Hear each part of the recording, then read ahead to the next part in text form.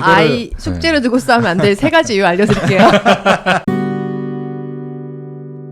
그래서 일장에 오늘 밤 할 일은 이제 매장에 오늘 밤 할 일이 주어지는데 아이가 가진 통제력 목록 만들기. 근데 이거 그렇죠. 보면서 저 좀 충격받았어요.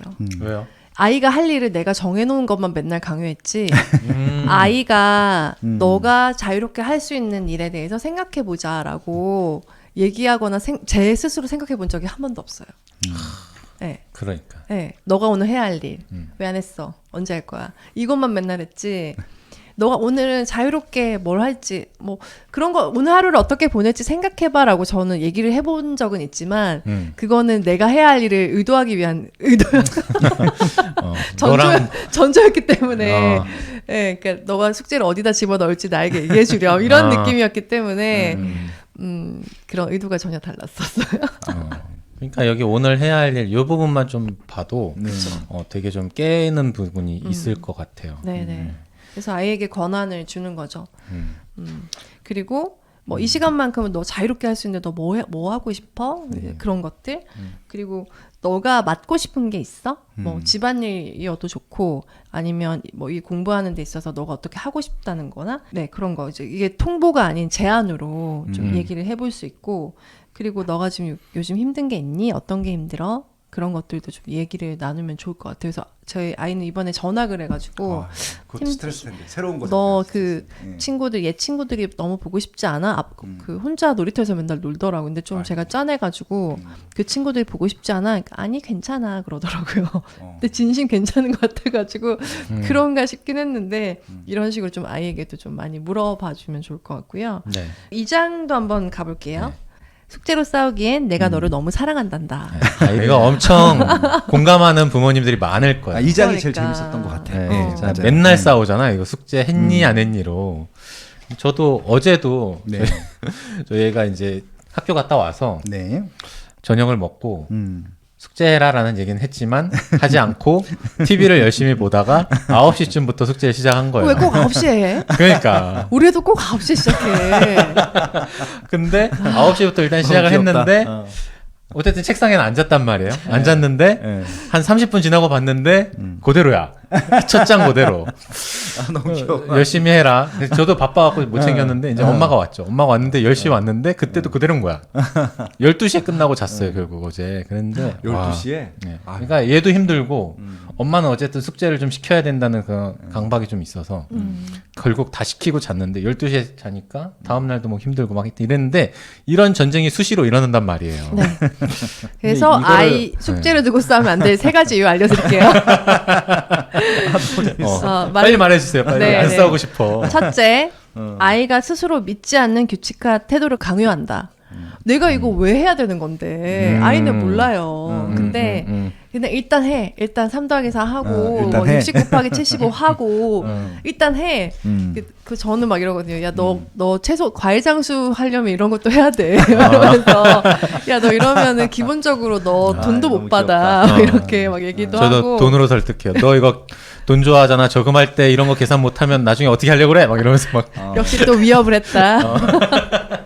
그러니까 아이들은 이걸 왜 해야 되는 건지를 몰라요. 그러니까 그걸 강요하니까 싸우게 되는 거죠. 둘째, 부모가 극성이면 아이는 오히려 약해진다. 부모가 아이를 위해 95%의 에너지를 쓰면 아이는 5%만 쓴다. 그러니까 숙제 감독을 자초하면 엄마가 나 숙제 뭐 봐주겠지. 내가 하게 도와주겠지. 안 해도 상관없고 뭐 이렇게 생각을 하는 거예요. 저는 좀 부모님이 바쁘신 편이었어가지고 뭐 안 갖고 가면 진짜 회초리로 손바닥 맞기도 하고 막 이랬잖아요. 그래서 맞았죠. 사회가 있으면 사회과 부도가 있었는데 사회과 부도를 안 가져가면은 손바닥을 맞았어요. 그러니까 그런 식으로 안 가져가면 내가 맞는구나.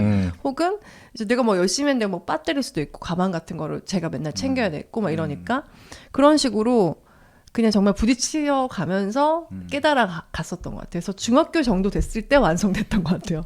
그 전에 엄청 깨지고 막 못 챙기고 또 막 약간 학습도 엄청 빨리 혼자 잘해서 자신감이 있는 상태도 아니었는데 중학교 때 첫 시험을 치고 난 이런 성적에 만족할 수 없다라고 스스로 좀 깨달으면서 열심히 했던 것 같거든요.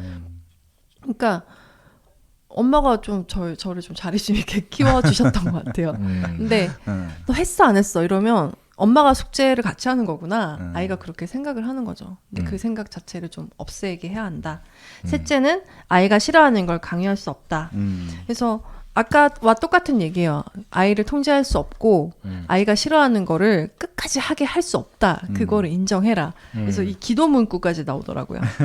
주여 제가 바꿀 수 없는 것을 받아들이는 평온을 바꿀 수 있는 것을 바꾸는 용기를 그 둘의 차이를 알 수 있는 지혜를 허락해 주옵소서. 그러니까 이걸 아이에게 적용을 하라는 거예요.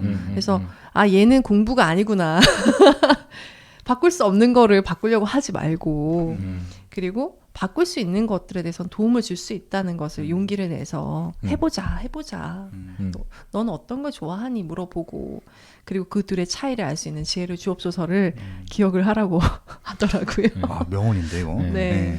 그러면 이제 이런 글을 봤을 때 또는 이런 조언을 들었을 때 네. 당연히 나올 또 부모의 반응도 예상해서 그 다음에 이어지는 내용들이 그러니까요. 있어요. 맞아요. 그러면 우리 아이가 만약에 그렇게 방임했다가 실패하는 걸 부모가 돼서 그냥 지켜보란 말이에요? 라고 당연히 반문이 나올 거를 생각하고 네. 그런 내용을 좀 써놨어요. 근데 여기서 뭐라고 하냐면 부모들이 좀 착각하는 게 있다. 부모들은 독재나 허용 요 두 가지만 생각을 한다. 양극단에 있는 것들을. 그렇죠. 그러니까 뭐 독재형 양육 또는 허용형 양육 이런 것들이 좀 믹스가 될 수도 있는데 이런 것들을 좀 너무 극단에 치우쳐져 생각하는 면이 있다는 것과 네.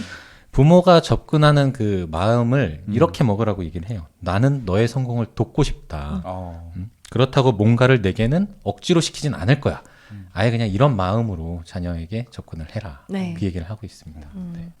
그래서 숙제했니? 이거 대신 오늘 밤에 내가 도와줄 일이 있니? 너무 어색하다. 너무 어색하다. 뭘 도와줘? 와, 어색하다. 그만큼 안 되고 있다는 거죠. 그러니까요. 그 말이. 그러니까 재밌다. 저도 그냥 무심코 애가 딱 학교에서 갔다 오자마자 숙제하고 놀아라. 씻었니? 밥 먹었니?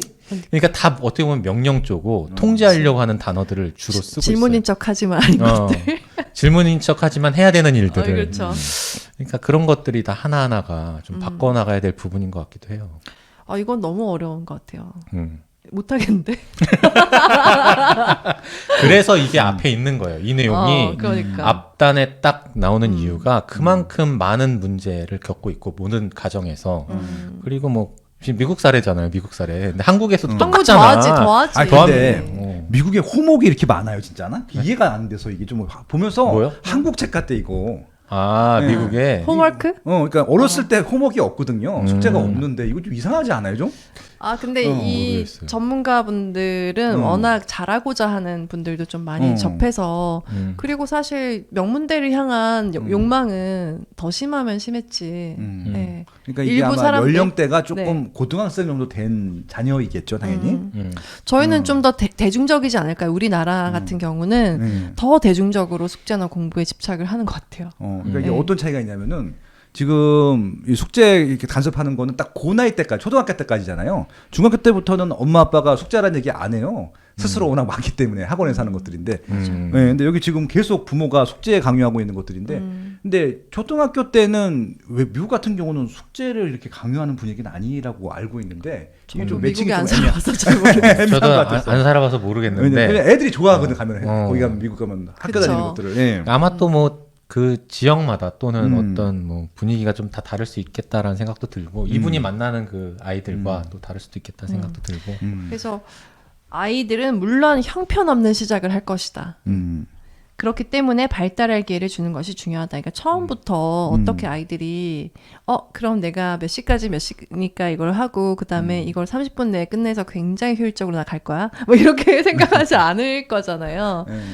근데 그런 것들을 좀 보는 거, 그러니까 우리 애가 일주일 동안 아무것도 안 했어요. 이렇게 막 그게 제일 중요한 따지니까 잘 되고 있는 거다 하는데 이거는 내가 못 참겠는데.